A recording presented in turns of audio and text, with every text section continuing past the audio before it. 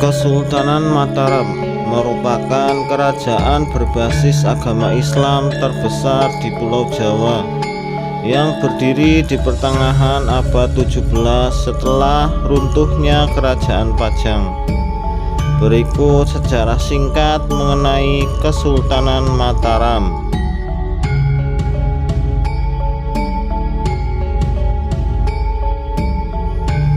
Mataram merupakan kerajaan yang berbasis agama Islam terbesar di Pulau Jawa. Awal terbentuknya Mataram berasal dari daerah atau wilayah yang diberikan oleh Sultan Hadiwijaya kepada Ki Ageng Pemanahan atas keberhasilannya dalam penumpasan Aryo Penangsang, Adipati Jipang yang juga merangkap sebagai Raja Demak terakhir, yang kemudian menjelma jadi kerajaan Islam besar setelah runtuhnya Pajang. Ki Ageng Pemanahan merupakan pendiri cikal bakal kerajaan Mataram. Dia babat alas Mentaok yang berada di sekitar Kali Progo dan Kali Opak. Ki Ageng mulai melakukan pengembangan pada wilayah Mataram bersama putranya, yaitu Raden Sutawijaya. Raden Sutawijaya atau yang lebih dikenal dengan Panembahan Senopati. Ia melanjutkan pengembangan Mataram dan memimpin Mataram selepas wafatnya Ki Ageng Pemanahan. Saat itu Pajang mengalami kemunduran dengan wafatnya Sultan Hadiwijaya. Panembahan Senopati merebut pengaruh Pajang dari Pangeran Benowo dan menjadikan Pajang sebagai kadipaten dan menjadikan Mataram sebagai kerajaan Islam baru yang menggantikan kerajaan Pajang, dan menjadikan Raden Sutawijaya sebagai pendiri dan raja pertama Kesultanan Mataram yang bergelar Panembahan Senopati. Raden Mas Jolang yang merupakan putra dari Panembahan Senopati dan seorang selir. Ia tidak berpengaruh besar dalam perkembangan Mataram karena secara mengejutkan ia wafat dalam sebuah perburuan. Karena hal itu ia mendapat gelar Panembahan Sedo ing Krapyak, yang berarti raja yang wafat dalam perburuan. Raden Mas Rangsang atau yang lebih dikenal dengan Sultan Agung. Sultan Agung merupakan raja terbesar Mataram sekaligus menjadi raja terakhir yang menyaksikan kejayaannya.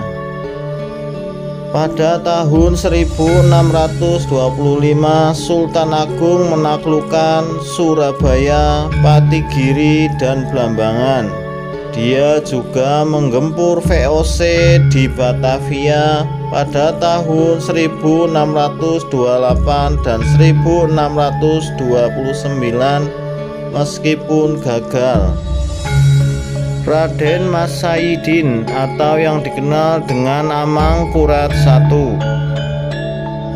Ia menggantikan Sultan Agung sebagai Raja Mataram selanjutnya. Amangkurat I dianggap kurang mampu memperoleh dukungan dari pejabat dan juga rakyat. Kemudian ia kembali menjalin kerjasama dengan VOC. Hal ini menjadikan pertentangan di kalangan keraton. Hingga pada tahun 1670 sampai tahun 1677 terjadi pemberontakan besar yang dipimpin oleh Trunojoyo. Amangkurat melarikan diri ke Cirebon namun wafat di tengah perjalanan.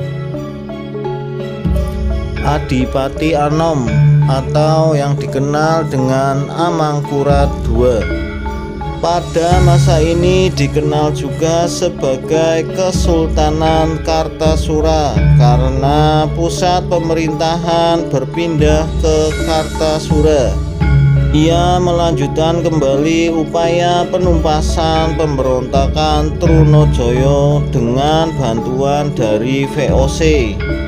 Pada tahun 1678 ia berhasil menghancurkan pusat pemberontakan. Saat menuju pergantian ke Amangkurat III diwarnai pemberontakan oleh Pangeran Puger yang kemudian berhasil dipadamkan oleh Amangkurat II. Namun seiring berjalannya kekuasaan Amangkurat III, dukungan kepada Pangeran Puger justru meningkat. Hal ini karena ketidakpercayaan VOC kepada Amangkurat. Akhirnya Pangeran Puger mengangkat dirinya dengan gelar Pakubuwono I dan mengobarkan perang terhadap Amangkurat III.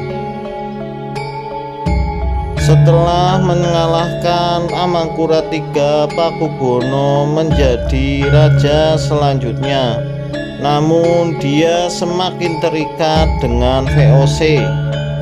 Ia terpaksa mengeksekusi Adipati Janggana atas permintaan VOC karena Janggana dianggap terlibat dalam insiden Suropati. Kemudian ia wafat pada tahun 1719. Amangkurat IV merupakan putra dari Pakubuwono. Ia memutuskan untuk kembali menggunakan gelar Amangkurat. Masa pemerintahannya diwarnai oleh pemberontakan Pangeran Blitar serta Aryo Mataram. Pakubuwono II, ia merupakan putra dari Amangkurat IV. Ada peristiwa besar pada masa ini yang dikenal dengan Geger Pacinan, yaitu pemberontakan orang Tionghoa dan Jawa terhadap VOC yang dipicu pembantaian orang Tionghoa di Batavia oleh VOC. Namun semuanya berhasil ditumpas dengan bantuan VOC dan Cakraningrat IV.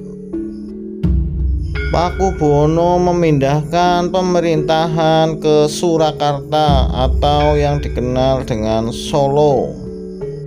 Mataram kemudian diambil alih oleh Gubernur Baron van Imhoff yang memaksa mengambil kekuasaan dari Pakubuwono yang sedang sakit.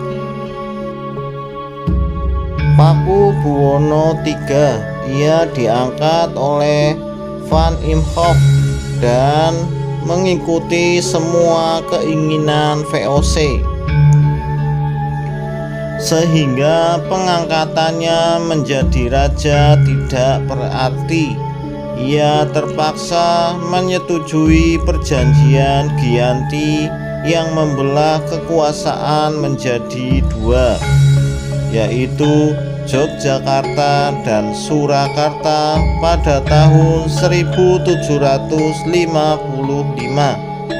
Kekuasaan Yogyakarta diberikan kepada putranya Pangeran Mangkubumi yang berdamai dengan VOC.